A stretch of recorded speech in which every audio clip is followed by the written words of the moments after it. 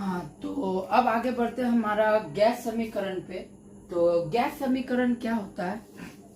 Simple सा, अभी हम लोग बॉइल किए, चार्ज किए, तो दोनों का नियम को मिला के बना है गैस समीकरण। देखो हम बार बार बोल रहे, डिटेल वीडियो नहीं है, गैस समीकरण देने वाला भी कोई है सब हम डिटेल वीडियो में नाम लेते हैं, लेकिन इसमें जरूरी नहीं है। एग्जाम में तुमको जैसे भी करके 90 में 80 तो दिलाना है, इसलिए बस जो जो करा रहे उतना ही, ठीक है। तो गैस समीकरण क्या होता है? देखो, बॉयल बताया किसमें? आयतन और दबाव में। चार्ल्स बताया आयतन और तापक्रम में। और गैस समीकरण तीनों में बताता है, आयतन, तापक्रम और दबाव। यानी ऐसा समीकरण जो आयतन, तापक्रम और दबाव तीनों में संबंध बताएगा, उसी को बोलेंगे गैस समीकरण। वह समीकरण जो गैसों का दबाव, आयतन और तापक्रम तीनों में क्या बताएगा? संबंध बताएगा। कैसे बताता? देखो, बॉयल का नियम से हम लोग पढ़े V इनवर्सली प्रोपोर्शनल 1/p। मात्रा और तापक्रम कांस्टेंट है, स्थिरांक है। चार्ज के नियम में पढ़े V डायरेक्टली प्रोपोर्शनल T। यहाँ पे भी जो स्थिरांक है समझ जाओ, मात्रा और दबाव। अब यहाँ पे एक बहुत जरूरी बात है कि अगर A समानुपाती B है और A विलोमानुपाती 1/b है, तो हम A को A लिख सकते हैं और इन दोनों को गुना कर सकते हैं। ये मान लो C है, इन दोनों को गुना कर सकते हैं, ये क्या हो जाएगा? B से 1 को B/C। तो इसको हम ऐसे करके भी लिख सकते हैं। तो चेक करो, यहाँ पे भी तो वही हुआ सॉरी। तो यही समानुपाती 1/p और यही समानुपाती T है, तो T से 1 को गुना हो जाएगा, जैसे यहाँ गुना हुआ। तो क्या हो गया? V हो जाएगा विलोमानुपाती T/p। बताया ये हटेगा तो क्या आएगा जी?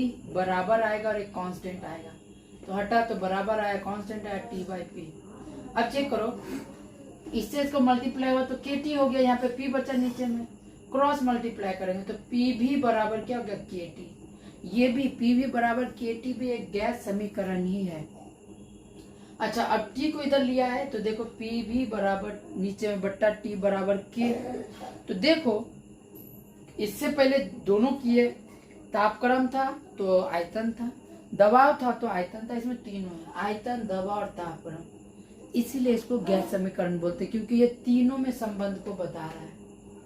अब इसका एक्सप्लेनेशन, ये कांस्टेंटी क्यों, इसका मतलब क्या होता है, ये बताते हैं हम डिटेल में, अभी जानने का कोई जरूरत ही नहीं है।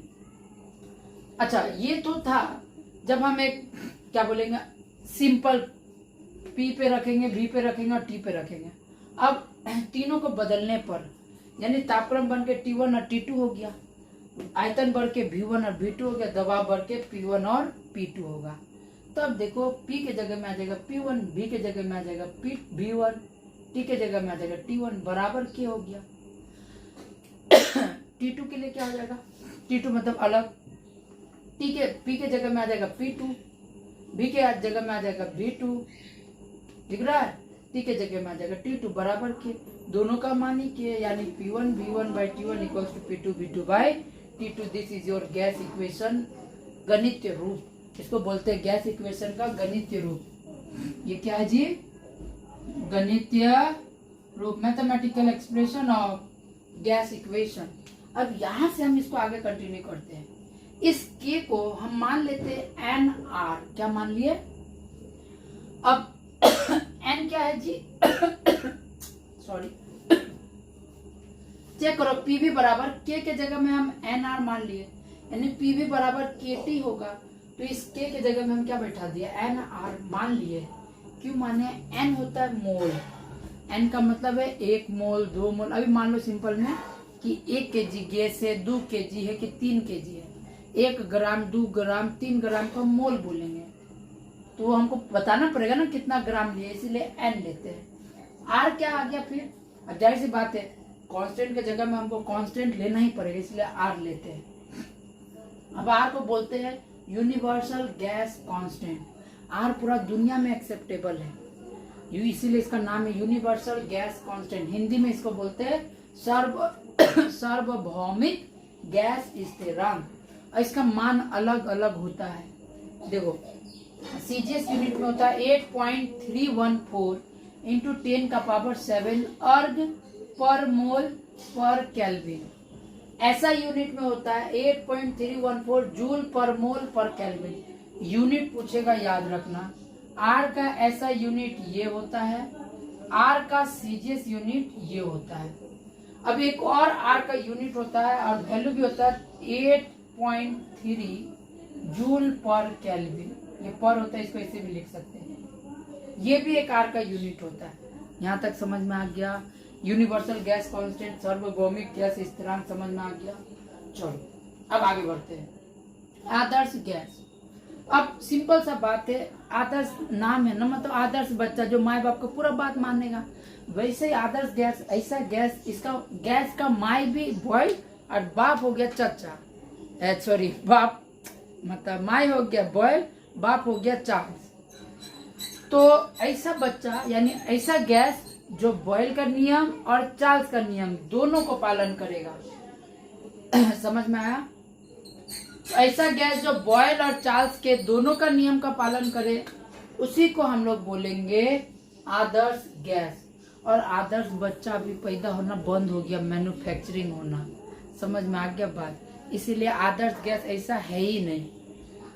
इस दुनिया में ऐसा कोई गैस है ही नहीं जो बॉयल का नियम को भी पूर्ण रूप से पालन करे और चार्ल्स के नियम को भी पूर्ण रूप से पालन करे। क्या गोबर से परेशान हो जाती वॉइस से। माइक का जरूरत है ना? कमेंट्स करना तो जरूरत है कि नहीं है, या फिर ऐसे ही पढ़ाई। चलो, तो क्या है कि क्यों सॉरी ऐसा गैस जो बॉयल का चार्ल्स का नियम को पूरा रूप से फॉलो करेगा, यानी दबाव बढ़ाएंगे तो आयतन कमेगा, ये हो गया बॉयल का नियम। टेम्परेचर बढ़ाएंगे तो सॉरी, तो ऐसा होना पॉसिबल नहीं है। ऐसा कोई गैस ही नहीं बना जो पूर्ण रूप से चार्ल्स और बॉयल का नियम को पालन करे। No gas. अब क्यों ऐसा, किस लिए, बाद में डिटेल वीडियो में, ठीक है? ये सब मेरा क्या बोलते हैं बूटी सब है जो डिटेल वीडियो में ही मिल सकता है। इसमें जरूरत भी नहीं है, अब बताएंगे भी नहीं। वास्तविक गैस क्या होता है? सिंपल सा बात है। देखो, जो पालन करे वो आदर्श गैस, जो कि पॉसिबल है ही नहीं। जो बिगड़ेल बच्चा हो गया जो पालन नहीं करेगा, वह गैस जो चार्ल्स और बॉयल का नियम, अच्छा चार्ल्स बॉयल से ही तो बना गैस समीकरण। तो तुम ऐसे भी बोल सकते हो, वो गैस जो गैस समीकरण को पालन ना करे वो हो जाएगा वास्तविक गैस, और जो पालन करे गैस समीकरण को उसको बोल देंगे आदर्श गैस। ऐसा पॉसिबल नहीं है, और ऐसा पॉसिबल है। जितना गैस होता है सब बिगड़ेले होता है। ऑक्सीजन हरामी बकलोल बच्चा, जिसके कारण हम लोग जिंदा। हाइड्रोजन तो और बदमाश है। सब बिगड़ेल बच्चा सब है। जितना कार्बन डाइऑक्साइड, सबसे बिगड़ेल कार्बन डाइऑक्साइड। समझ में आया बात? तुम्हारा जैसा। यहाँ तक क्लियर हो गया बात? समझ में आ गया? ये था अबाउट गैस समीकरण। अब आगे बढ़ते हैं परम शून्यता पर।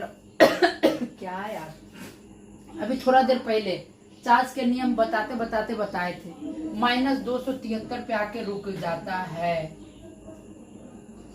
क्यों रुकता है? मान लेते हम गैस लिए, मान लो ऑक्सीजन लिए, उसको ठंडा किए। जब -273 के आसपास भी भटकेगा ना, मान लो ना 200 के आसपास भी जाएगा, -200 डिग्री सेल्सियस, तो ये गैस रहेगा ही नहीं। या तो ये लिक्विड बन जाएगा, द्रव्यभूत हो जाएगा, या तो ये सॉलिड ठोस बन जाएगा। अब सॉलिड बन गया तो क्या वो गैस रहा? नहीं रहा। समझ में आया? जो तुम देखना सियाचिन ग्लेशियर जो हमारा इंडियन आर्मी है, वहाँ पे -60 के आसपास, -53, -50, वहाँ पे अंडा जम जाता है। केला से तुम क्या बोलते हैं कील ठोक सकता है, इतना ज्यादा स्ट्रांग हो जाता है। और गैस जब सिर्फ -55-50 का बात हो रही है, अब बात हो रही है -273, बहुत कम है। जो लिक्विड नाइट्रोजन देखा होगा, जैसे हाथ डुबा देंगे ना लिक्विड नाइट्रोजन में और निकालेंगे, हथौड़ा से मारेंगे तो हाथ फूट जाएगा। जैसे क्या बोलते चूना फूटता नहीं है, पत्थर ढीला ईंटा फूटता, वैसे हाथ फूटेगा, इतना ज्यादा ठंडा हो जाएगा।